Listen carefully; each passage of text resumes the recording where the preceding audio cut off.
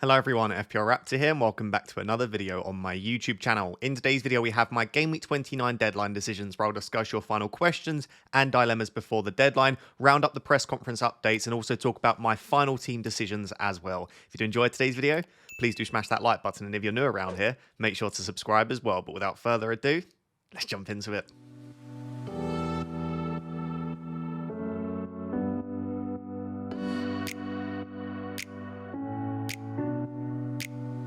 So the first important note before we jump into the press conferences is that the deadline for Saturday for Game Week 29 is later than usual. There's technically no early kickoff, and therefore I guess we have multiple early kickoffs, which will be the 3 PM games, which does include Manchester City. So in most cases, and later in this video, we will talk about the predicted price changes for this evening and whether or not you should move early. But unless you're going to be priced out of a move, I would probably wait because, again, there is a good chance that you might get a bit of information before the deadline. So tune into my deadline stream. If I get any early news, especially around Man City, I will, of course, share that with you as well. But on the press conferences, as of Friday at 3 PM, let's start with Liverpool. The key update here was that Trent is not available. Doesn't really matter too much because he doesn't have a fixture in 29 anyway. But Slot's quote sounded like he might not be back for a little while, which would obviously lend itself towards selling him and freeing up the funds. So he said he will not be there at the final, but he is still to be assessed for how long it's going to take, but we do expect him back in the end of the season.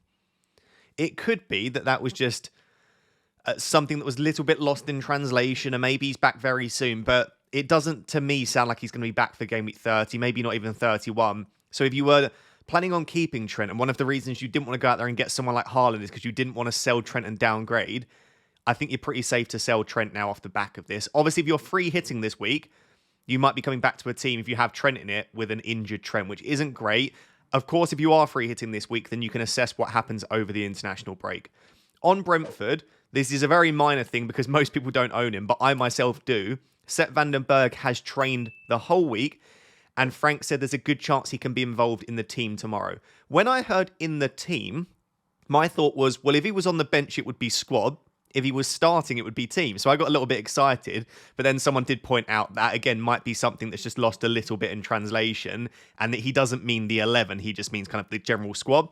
My gut instinct on this is that Van den Berg probably doesn't start, because that back four's done an okay job for Brentford. I think he's probably on the bench, but he might get minutes off the bench, which, by the way, if Van den Berg starts or gets 20 minutes off the bench, is probably a 1-pointer either way. So even if he doesn't get any minutes, we're probably looking at about 1 point that's been lost. But if you have Van den Berg, like me, and you want to start him, there is a chance that he gets you some level of points. On Wolves, Marshall Monetsi is fit for Game Week 29. I know a few people wanted to take that punt because his underlying data looks great. Vitor Pereira said he's okay for the game. He's training with the team. The issue is Wolves are actually in a place now that apart from Cunha, they've basically got all of their attackers fit. So there are about 6 players that can play 2 or 3 positions for Wolves. So even though Monetsi's fit, there's no guarantee he starts. And there's no guarantee he gets more than 60 minutes even if he does.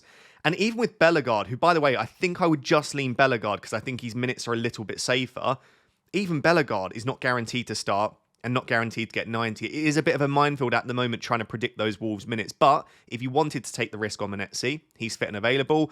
Juric confirmed that Bednarek will not recover for the game. You might think, why are you talking about Bednarek? It does just make Southampton a little bit weaker. So whilst I've just said it's a bit of a minefield, if you wanted to go out there and get a Strand Larsen, a Monetsi, or a Bellegarde, who'd be my top 3 options, they are playing against a weaker Southampton team. So it could be fruitful to take that risk with them.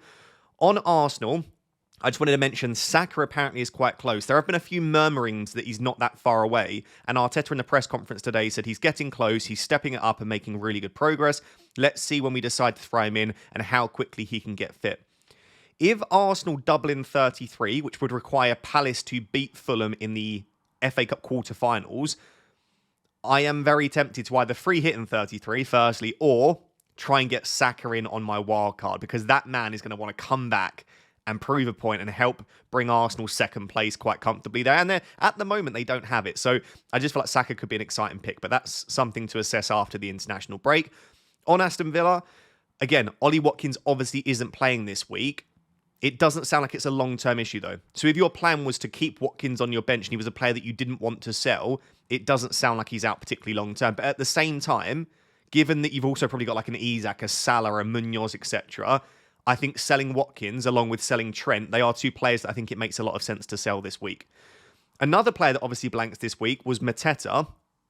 I'm tempted to keep Mateta in my team. At the moment, he's on my bench, and he has been pictured in team training since the 11th of March. So he's back in team training. However, they had a friendly in Spain yesterday, and he wasn't involved in that. So he's clearly not fully there, but he's not far off. He was training with a band around his head. So I would imagine that Mateta plays the game against Fulham, and therefore he should, as long as there's no issue there, be available for the game against Southampton. So you're probably fine carrying Mateta through. The only final one was Tete is expected back in 2 to 3 weeks. If you've got Castagna in your team, and maybe you were thinking about holding the wildcard a little bit longer, I think as soon as Tete is fit and available, he'll come straight back in. When he was fit, Castagna only had like one start before that in the entire season. He just wasn't getting minutes ahead of Tete. So I wouldn't be surprised to see Tete come straight back in when he's fit and available. And then Adama Traore apparently will be back soon as well. So that's the key news. Nothing really hugely massive in terms of players that we desperately want to bring in. So let's now move on to some of your other questions, talk about captaincy, price changes, and my team as well.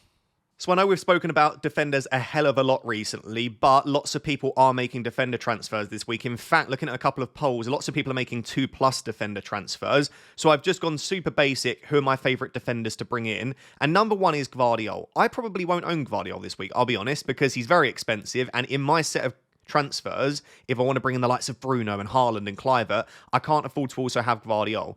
So I think if you're in a position where you can get him, and it doesn't massively detriment your other transfers that you make, I see no reason why you wouldn't want to. They've really improved recently defensively, City. They're 5th now in the season for expected goals conceded. Gvardiol has 5 goals this season. He is 3rd over the last 10 game weeks for XGI amongst defenders. And he's got 2 back-to-back home games, including Leicester in Game Week 30. Do I think Game Week 29 is a great fixture against Brighton at home? Probably not. I would probably guess that Brighton score, but it's still a home game, and you're also considering the Leicester game as well.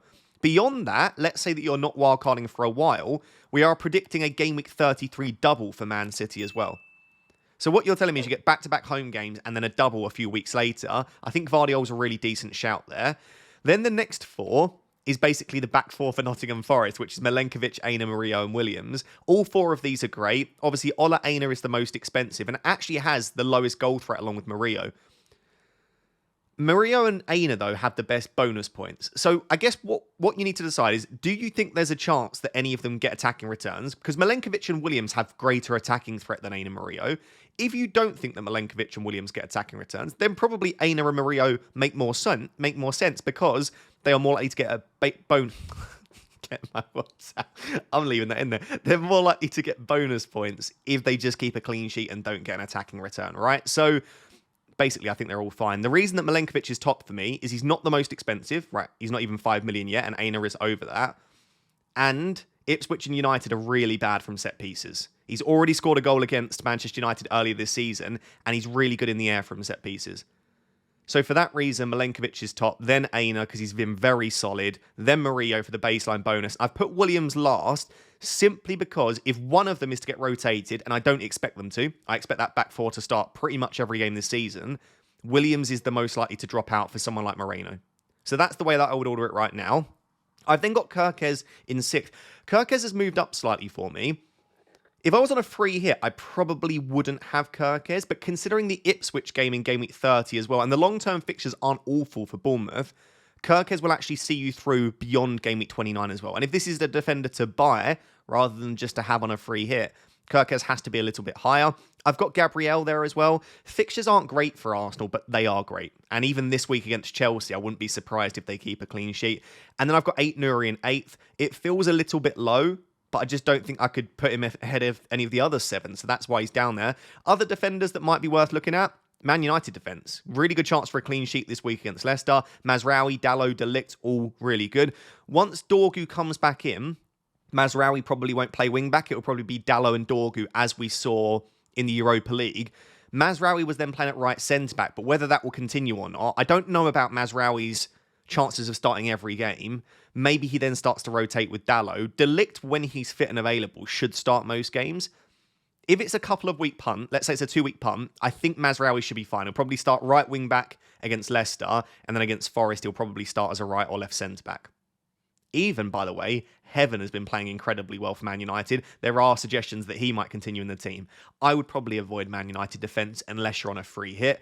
Semedo and Agbadu as well, if you can't afford Aït-Nouri but you want to have a Wolves defender. Doherty might start again, but if you're going to go really cheap, I would go Agbadu, and Semedo's obviously playing on the right wing back position in comparison to Aït-Nouri on the left wing back positions. They are playing a similar role for the team. I've got Howson in there as well. Very similar sort of asset to Kirkes. You'd be absolutely fine going for Dean Howson. And then Kushinov as well of Manchester City. He's 5 million, whereas Gvardiol is 5.9. So if you want a City defender, but you can't afford Gvardiol, someone like a Kushinov could do a decent job. So there we go. I've spoken to death about defenders recently, so I think I'll leave it there.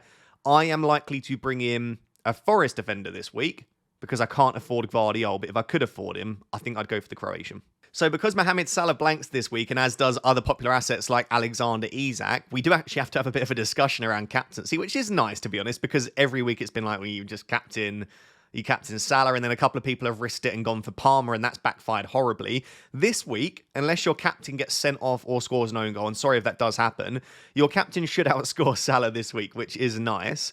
And I think it's a pretty small list of players that I'm currently considering. I am hopefully in my team going to own Haaland, Wood, Kluivert and Bruno. And the reason I'm going to own those four is I think they are the 4 best players for GameWeek 29 on a free hit, and also therefore the 4 best players to look for captaincy. I've chucked Raul Jimenez in 5th because I think it could be a very cheeky shout against a Spurs team that leak chances, and also, if you're looking at bookies odds, is the 2nd most likely to score out of any player in the Premier League this week. So he's in there as a 5th option. So in terms of what's on your screen, the data, we made this change last time we discussed captaincy and people preferred it. I've essentially only got the data for home or away, dependent upon whether the player is playing at home or away. So for example, for Erling Haaland, I only have his home data because he's playing at home. For Chris Wood, his non-penalty XG on this list is only his away data because that's what's relevant this week. And therefore, for the opponent XGC, I've also got it as only their home or away data. So that is only Brighton's away data defensively. Hopefully that makes sense. I would like to put home and away for each player to compare, but the table starts getting massive at that stage. So hopefully that makes sense. And again, if you're reading this, please make sure to subscribe. Or if you're listening, please make sure to subscribe as well. So to put that together, all of these players, other than Haaland, have really rubbish non-penalty expected goals, whether it's home or away for their specific fixture. So Haaland has 0.69 non-penalty XG per 90. The next best is Jimenez down at 0.34. And interestingly, Jimenez's data is much better away from home. I don't know if that plays into like Fulham struggle a little bit at Craven Cottage because we know they've been a bit hit and miss, whether it is just a bit of luck or matchup dependent, but Jimenez has been much better away from home this season in terms of XG. And even that, 0.34 is not great. We've then got Kluivert down at 0.26.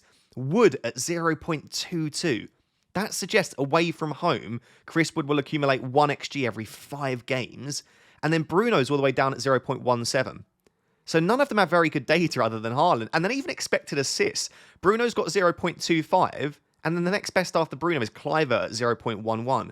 So Wood, Kluivert, Bruno, and Jimenez all have really underwhelming underlying data. Some of them, like Chris Wood's there, that's rubbish data. Now, we do know that Chris Wood is a fantastic finisher. Kluivert has an insane thunder bastard on him. Like, that man can score a goal from about 40 yards out. Bruno, we know, is exactly the same, can score some really low XG chances too. And Jimenez, I think, again, is an above-average finisher in terms of sort of Premier League. I would say that if Jimenez is one-on-one, I fancy him to score. So maybe these 4 are just all good finishers and you expect them to overperform. Also, obviously, along with Erling Haaland, all 4 of them are probably on penalties as well, which is really nice. And with Kluivert and Bruno, they also take some set pieces. So I'm not saying that Wood, Kluivert, Bruno and Jimenez aren't good options, but that is not good underlying data. Whereas with Erling Haaland, even though he's had a bit of an off time at points this season, that's still very, very promising. Then we will look at the percentage chance for goal. Again, the bookies are obviously massively favouring Erling Haaland. Haaland is quite clear this week in terms of most likely to grab a goal. Then it's actually Raul Jimenez. Then shortly after that, Chris Wood. You can see Bruno and Kluivert are a little bit lower, but do bear in mind that this is percentage chance of a goal, and that Kluivert and Bruno are also the most creative assets who can get you assists as well. And on top of that, Bruno and Kluivert also get an extra point for a goal and an extra point for a clean sheet. So when you take into account that stuff, it basically means that Wood, Kluivert, Bruno and Jimenez, again, are extremely close, and that Haaland's a little bit above and beyond that. In terms of projected points courtesy of Fantasy Football Hub, Haaland is on 7.1, then Bruno and Wood very close, 5.4, 5.3, and then Jimenez 5.2, Kluivert 5.1. So basically, we haven't quite looked at the opponent XGC yet, but in terms of individual ability and chances this week, looking at everything together, underlying data, bookies odds, projected points, the 4 options outside of Haaland are all extremely close. So finally then, let's take a look at opponent XGC per 90. It's really not that far off. And I was quite surprised at this. I thought Ipswich and Leicester would have much worse defensive data than someone like a Brighton. But actually, Ipswich and Leicester at home are, as you would imagine, a little bit stronger in terms of their defensive data. So it's 1.74. This isn't good. I should note, this isn't good defensive data. But for Ipswich, it's 1.74 XGC per 90. And for Leicester, it's 1.68. But then look, Brentford and Spurs tied on 1.57. So there's not even 0.2 XG per 90 conceded between these teams. And even Brighton, as the best defence here, is 1.51 in terms of their away data. So basically, none of these are actually very good defences. I will note, though, Brighton have looked a lot better defensively recently. Across the last 10, they're up at like 2nd or 3rd for expected goals conceded. They did have that really dodgy spell in the middle of the season. So maybe this is slightly harsh on Brighton. But I suppose I don't fancy any of these teams, Brighton, Ipswich, Brentford, Leicester or Spurs, as being particularly resolute defensively. I think if you put it all together, historic data, season-long data, finishing ability, set pieces, bookies odds, projected points, I think it all does lean marginally towards saying that Haaland is probably the standout captain. But is Haaland a standout enough captain for you to break your team to go out and buy him? No, absolutely not. I guess it's game week 30 as well against Leicester, which is the real reason to want to go out there and buy Haaland. In terms of the other 4, I don't want to massively sit on the fence, but there is nothing to separate them really. Like, use your own gut feeling, maybe do some match analysis. Like, I often find it quite useful to go out there and predict, what do I think the score will be for Forest Ipswich? If I was to predict right now, I would say 1-0 Forest, maybe 2-0 Forest. If I was to say Bournemouth Brentford, I'd say maybe let's say 3-1 to Bournemouth. Man United Leicester, I'd say maybe 3-1, 3-2, 4-2. I think there'll be a lot of goals in that game. And then for Spurs Fulham, again, maybe 2 or 3 goals. I would say that the team that I think will score the least goals of those 4 is arguably Nottingham Forest. And Chris Wood is much better at home as well. I don't love the Chris Wood captaincy shout. I'll be honest, I don't dislike it. And he probably is objectively a very decent captaincy option. I'm not sure if I didn't have Haaland this week that I'd captain Chris Wood. I think I would go for Kluivert or Bruno. I think that's the way I'd lean. I do always like captaining a midfielder if I can. Again, extra point for a goal, extra point for a clean sheet. Bruno obviously got the 17-pointer in the reverse fixture. He's just come off the back of a hat-trick in the Europa League. So that is making me want to say him. I do really like Justin Kluivert, though. And I think he's been playing at a really high level. I might genuinely say I think I'd be on Bruno or Kluivert. My vice captaincy, if I buy Bruno, will probably be on him. Because I love Bruno. I'm a United fan. But basically, I think Haaland first. Would Kluivert, Bruno joint second? I would just lean Bruno or Kluivert, and then Jimenez after that. But if you've got Jimenez this week, I think he's a really nice player to own. Hopefully that's been helpful. Let me know if there's someone else that you're looking to captain that I've not discussed here. I really don't think on paper you can go massively wrong with any of those 5 options. So the major question this week seems to be, is it worth taking a hit to sell this player to bring this player in? Is it worth taking a hit to sell X for Y? There are so many combinations that people are asking me. This is such a muggy answer. But if I am being a mug, the answer to your question is, it's worth the hit if the player that you're selling doesn't do very well and the player that you're bringing in does do well. And again, I sound like a mug saying that, but that is what it boils down to. So my answer to you is, how sure are you that the player that you're taking out won't do well? And how sure are you that the player that you're bringing in will do well? The other question you need to ask yourself is, how long is the horizon? If you're wildcarding in 30, you need this week the player that you bring in to outscore the other one by 4 points. If you're doing it across a 2-week horizon, then over the next 2 weeks, you need that player to outscore the other one by more than 4 points. So just sit down and think about it. So I think if you're selling a blanking player that you don't desperately want for 30, someone like a Rodgers, a Watkins, a Trent, a Hall, I have no real issue taking a -4 in that case, because they are definitely getting 0, assuming that you haven't got other players that you can play instead. And the player that you're bringing in will get 2 appearance points as long as you think they're going to start and play more than 60 minutes. So in that case, even if they blank, you're probably losing 2 points. And there is always a chance that obviously if you've brought in a player you think they'll do well, they go and get a return and make the hit back. So I think if a player's blanking, I have no issue, unless you desperately want them back for 30, or unless you've got money tied up, in selling them for a hit. Where it gets a little bit tricky is players that have a chance of playing should get some minutes, but are either a really rubbish option or they are predicted to be on the bench. So in the case of this question here from someone on Twitter, the 2 players that they asked about was Vandenberg and Dango. But I've also seen people with like maybe Greaves or someone like that in their team as well, or Anderson or Castagna, where they know they'll start, but they just don't feel like great options. On Vandenberg and Dango, the thing you need to consider is firstly, what is your prediction of how likely they are to start? Because if you think they have more than a 50% chance of starting, I would absolutely keep them. But I think in Vandenberg and specifically Dango's case, that's not as likely. Then I would look to the player that you're looking to bring in. So for me and my team, my option this week, as we'll discuss at the end, is I could keep Vandenberg or sell Vandenberg for a -4 hit to Cresswell or Agbadou. I can't afford anyone above and beyond that if I make my set of moves. I can't afford to go for a Mazraoui or a Howson or someone like that. So in that situation, let's say Vandenberg gets 1 point, and let's say I take a -4. To just pay back the -4 hit, I would need Agbadou to get 5+ points. Agbadou has got no attacking threat, right? 0 attacking threat. So in that case for me, what I'm saying is if Agbadou gets what I think is probably his ceiling, which is a 6-pointer, and Vandenberg gets 1 point, then I'm literally gaining 1 point for taking a -4 hit. Like the upside isn't really there to chase for me. Obviously, if I had the money to do Vandenberg to Gvardiol, then all of a sudden I'm saying, hang on, not only is he good this week, he's good for 30, he's got some attacking threat, City are a better defence as well, it might look a little bit more enticing. But even then, how confident am I that this week Gvardiol gets 5+ points? Not massively. I think with defenders, I'm significantly less keen on taking a hit to sell, especially if they've got a fixture like a Greaves or a Vandenberg. I'm less keen on taking a hit to sell them.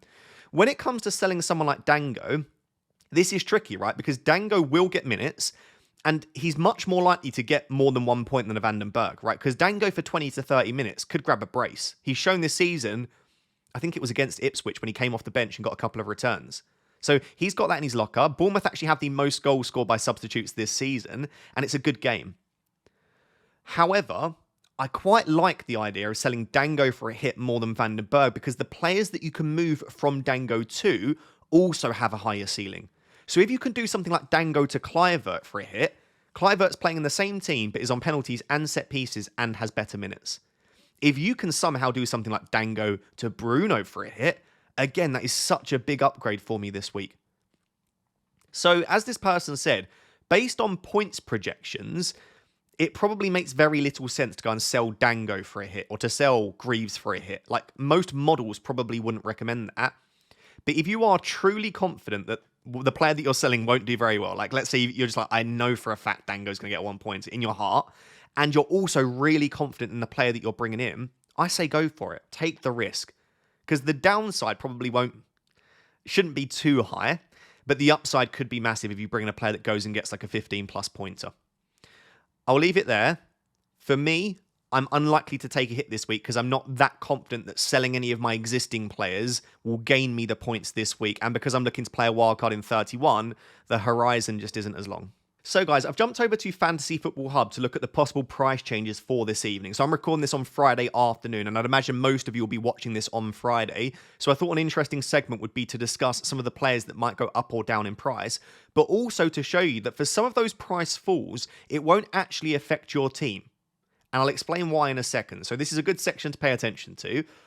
Firstly, these are price change predictions. They are quite often wrong. And the other thing is, in weeks where there are chips active, it's much more difficult to predict the price changes because like wildcard transfers don't contribute towards overall price changes. So trying to estimate how many of the transfers are based on chip transfers is quite tricky. So it might be that all of these happen or none of them happen. So please decide whether you want to really trust it. But you can see lots of key players look like they might go up in price. Gvardiol, Aina, Gabriel, Evanilson, Kirkes, Fernandez. There are a lot. I would say Fernandes literally 10 minutes ago wasn't predicted to change in price. Now he might, because you can see he's gone up to 3.34% hourly change. So keep an eye on these. Price changes won't happen until the early hours of the morning. So maybe around 10 p.m, 11 p.m. UK time, check out the price changes at that point. Again, there's a link down below to do that. But if some of these players do change in price, I might be forced to go a little bit early. In terms of price fall, there are also some really key assets here. So Isak looks like he might fall in price. In fact, I'd be very surprised if he doesn't. Salah is approaching a price fall as well. Isak a price fall too. Hall also approaching a price fall. And the other player was Trent. So, as we'll discuss in a second with my transfers, I am planning on selling Trent, selling Isak, and buying Fernandes. So there are 3 potential price changes here that could affect me. However, we know that actually selling value isn't that straightforward. So I know I've explained this a few times and some of you already know, so feel free to skip past this. But lots of people will just assume that because a player is falling in price, it's gonna affect them. They're gonna be priced out of their potential moves. But with FPL, so if you go onto transfers, go onto pitch view, and then go onto list, you can see your purchase price, your selling price, and your current price for each player. You'll notice that your purchase price, selling price, and current price might be very different. The reason for this is in FPL, you only gain 0.1 for every 0.2 a player goes up. So if you buy a player at, who's the best example to use here? So for example, I've bought Vandenberg at 4 million. He's currently 4.1, but because he's only risen 0.1, I've not actually gained anything on him. If he were to rise to 4.2, I'd then be able to sell him for 4.1.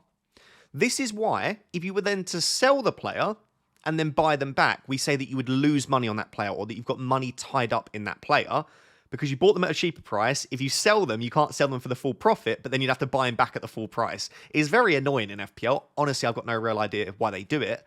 However, some of these price changes, therefore, might not negatively affect you. Let me use the example of Trent. So I bought Trent at 7 million.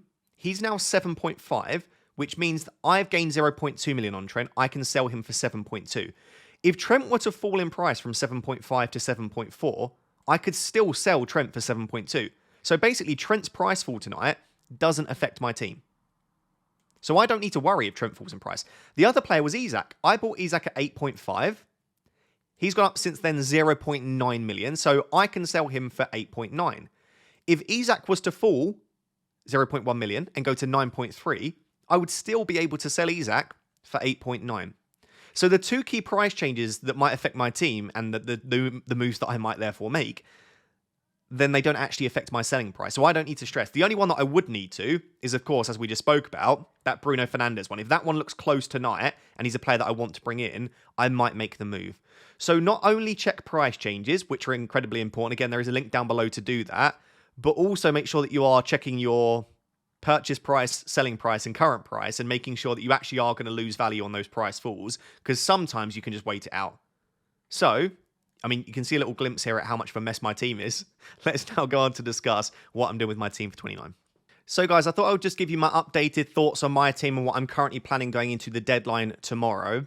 If you watched my team selection, you'll know that I have lots of options. And if you've not watched any of the content this week, there has been so much. A transfer plans video, FPL therapy, a game week preview, a team selection. This morning I uploaded a wildcard and free hit draft. We've got deadline decisions here, and we'll have a deadline stream tomorrow. So there is literally daily content this week. So there's plenty to go back and watch if you want a bit more info. But I'm probably leaning towards option 3 from that video as things stand. So what that was is sadly selling Isak rather than Mateta. But in all honesty, Mateta for game week 30 against Southampton feels great. So I don't have a huge issue with that. So selling Isak for Haaland, selling Trent down to Nico Williams. And the reason I'm going for Williams rather than Milenkovic, even though I prefer him, is I just won't have the funds. So Nico Williams in there. Then for Palmer, I would probably go for Bruno Fernandes. And then that would give me the money with my 4... And by the way, I've got 4 free transfers. My 4th and final transfer would then be Dango to Cliver. As things stand, that's got 0.1 in the bank. So if Bruno were to go up in price tonight and I didn't move, then I could still afford it. But if Williams were to change, or if Clivert were to go up again, or anything like that, or Haaland were to go up, which I don't think they're predicted to do, and also Bruno went up, then that would ruin the plan overall. So I need to be careful tonight. I need to definitely pay attention to price changes. The option I have, of course, if I'm priced out of Williams, is to get Mazraoui. And if I were priced out of Mazraoui, I'd go and get Agbadou. So I think I'm still going to wait because I think it could be worth getting the value. That could be valuable getting the information tomorrow. And I've got backups. Like, I would prefer Nico Williams, but if I had to go for Mazraoui or Agbadou, it's not the end of the world. So those are the planned transfers. So if I make those transfers, I would then captain Haaland. I'd probably vice captain Bruno, and that would be the team. So Pickford in goal against West Ham, a back four of Gabriel against Chelsea, Robinson against Spurs, probably not Vandenberg, but if he gets any minutes, great. And then Nico Williams against Ipswich. The midfield four looks a lot better now with Bruno, Mbeumo, Kluivert. Enzo's been playing quite well recently, so you never know what you might get from him. And then Wood and Haaland as the front two. It's sort of a damage limitation team. Like, I don't imagine I could possibly get a green arrow with this team, really. But I also don't predict that it would be a massive red. I think it would be quite unfortunate to get a red here, especially as I'm not taking a hit. So many people are taking hits this week that I think you'll get a bit of a rank boost immediately just by not taking a hit. So that's the plan for 29. So if I then skip ahead to game week 30, I'll click Optimize Team. This is what the team would look like for 30. And again, this is after the international break in the FA Cup game, so it might be that it doesn't look good. But Pickford in goal against Liverpool, a back three of Gabriel against Fulham, Munoz against Southampton, Williams against Man United, a midfield four of Salah captain at the moment, but I don't know if I would, against Everton, Kluivert against Ipswich at home, Mbeumo against Newcastle, and Fernandes against Forest. Of course, I have a bit of a clash between Williams and Fernandes, so that's something to think about. I could play my other Fernandes, which is Enzo, instead of Bruno if I want to. And then my front line looks pretty good. Haaland against Leicester, Wood against Man United, and Mateta for Southampton. I've got that double Palace against Southampton, which feels great. The players that I'm missing, Palmer obviously has Spurs, and Isak has Brentford, but I've obviously would have just sold them the previous week. So it actually looks okay. Like, my game week rating's up there at 96%, and then the plan would be to wildcard in 31. If I don't wildcard in 31, the team's not awful, but as you can see, it doesn't look great. Like, that defence is a bit rubbish. Pickford against Arsenal, Fernandes as Man City. Like, there's a lot of away games in there. Chris Wood's got Aston Villa away. It's not a nice week overly. I don't know why Hub says I've got a 100% rating for that week. But yeah, it's a week where I would like to then wildcard, because then we'd have the double game week 32, double game week 33, and you can see some of the projections are actually there at the moment and the likelihood on Fantasy Football Hub as well. So feel free to check that out. I think it's Ben Crellin that gives these percentages. And then we've got a probable blank in game week 34. So that's the plan as things stand. Make those 4 transfers in 29 to get Williams, Fernandes, Kluivert, Haaland. Don't take a hit. Field an okay team for 30 and then wildcard in 31. Let me know what you think of the plan and let me know what your plans are as well. So guys, there we have it. That is another video for you this week. Double upload then. Do check out the free hit and wildcard drafts from this morning if you are thinking about it or just want some extra content. Thank you very much for being here. If you are still watching, can I please ask you to drop a like? Let's aim for 1,500 likes on the video would be great. Until next time, thank you very much for watching. Bye-bye.